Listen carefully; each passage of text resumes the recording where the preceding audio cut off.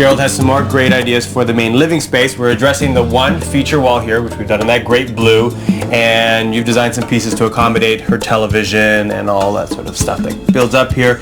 But most importantly, you want to treat the wall graphically and make it look interesting. Exactly. We built this nice low shelving unit here.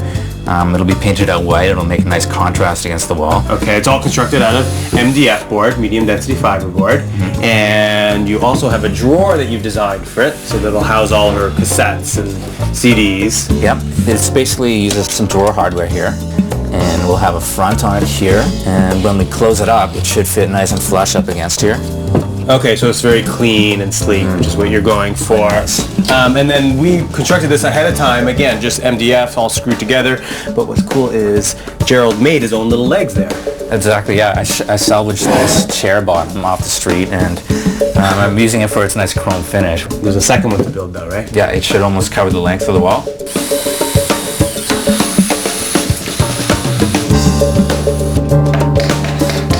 With our very long and low entertainment unit in place, Gerald has two more details to incorporate to really finish off the feature wall. We picked up these floating shelves. Okay, they're ready-mades. Yep. These will go flush with the end of the entertainment unit, and we'll stack 3 above one another. Okay, then you got the last detail, which are these great light fixtures, which you've retrofitted a couple of vases. Exactly. I took a vase, it's made out of aluminum, and then we drilled a hole in it. And on the top we also drilled some heat vents. Right, and then you just got like your regular socket and cord kit. Lots of cord there because the idea is to suspend it up from the ceiling. And the last detail is to figure out the drawer mechanism. Yeah, we'll get that working.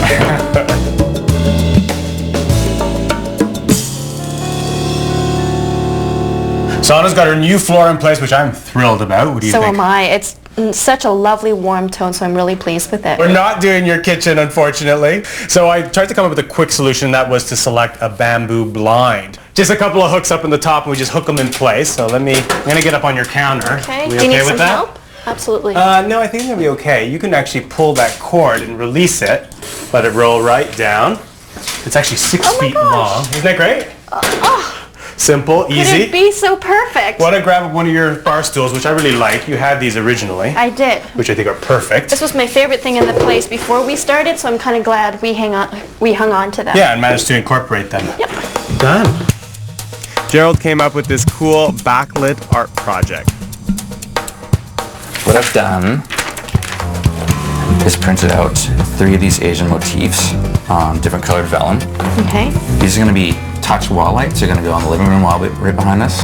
But what we did first was we cut out a section of plexiglass here, 7 inches squared. Okay. And we're going to remove the protective coating. Ooh. And next we're going to spray this vellum, the spray adhesive. So this vellum's all sprayed, and we're going to take our plexiglass and we're just going to center the image on there. Okay. And lay it down. Now that that's stuck on there, we're just going to take our knife and just cut out.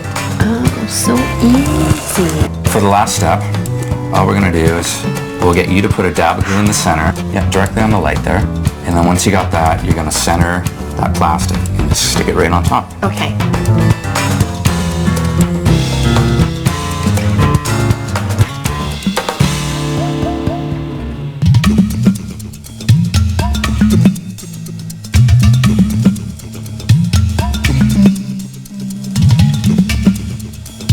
When I first spoke to Gerald, he talked about making Sonna's space feel modern Asian, but it's kind of evolved into more like modern vintage. It has. It's more of a retro modern feel, and I think a big part of that is the couch that we just got, and that was an amazing find. It was a very, very cheap, very inexpensive couch, but the blue is a perfect match to the room. Yeah. And it's almost in perfect condition. So what more could you ask for? Exactly. So it's kind of shifted the direction a bit, but there's still the Asian elements maintained in the space. We've maintained the color palette, the browns and blues are in the couch, and we've repainted some of the furniture as well. Yeah, exactly. So what was previously her entertainment unit is now a coffee table, which is kind of cool. We just rolled that over in front of the couch, and we painted up some of the other furniture as well. The blue is the most striking part of it as well. I love the way the white shows up against everything. It is more of a vibrant blue than I originally intended, but I love it. It punches the room out a little bit more. Right? Yeah. Gerald, your entertainment unit turned out perfectly. You managed to get the drawers to work out. Finally, we got those drawers working. They give our Sonna a little more storage there for our videotapes. whatever else she has. Yeah, and again, the way you've developed the whole wall, the simple shelves, and the lights look terrific in place. But they do. We staggered the lights a little bit. We didn't put any art on that wall at all, but we just kept it minimal and clean looking. Yeah, the furniture, the lighting, the shelves almost act as artwork. The whole thing almost looks sculptural. On the opposite wall, you did introduce a little bit of artwork, some simple home-to-go ideas. We just used a nice fabric print that tied in the colors of the room, and we just hung it on dowels, and it looks quite nice. It fills out that wall a little bit. And then a couple of other pieces you brought in, a little side table, another vintage find. It was actually a planter box, and I just had a piece of glass cut for the top, and it was an inexpensive and nice addition to the couch. Right, and then the way you've addressed the patio doors, we replaced the window treatments, which was important to do, and then some great oversized planters. The planters are nice. They're just basically square concrete planters, and they sit on the floor kind of off to the side by themselves, and it keeps that space nice and open looking. And the bedroom, we had replaced that large unit that provided some storage for her, and you've opted to get her another dresser.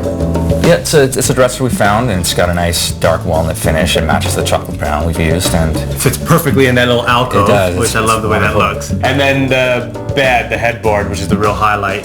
Yeah, instead of how Sonna previously had the bedroom hidden, it basically brings it to the forefront and actually acts as almost a showpiece with the screen in front of it. It's quite nice. Yeah, no, it's perfect.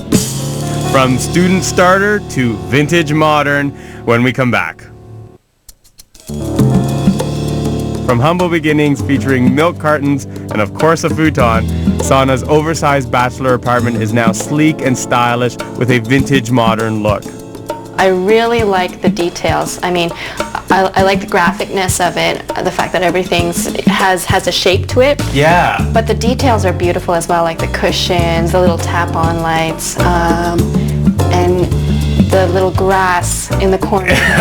We talked about earlier the flooring, but Yep. I'm so glad we went for it because it really sort of sets the tone. It does. It does set the tone, and it's, again, a nice warm color, which I was really looking for. On my first visit to Sonna's place, we reoriented the bedroom, which is now more functional and blends in with the rest of the apartment.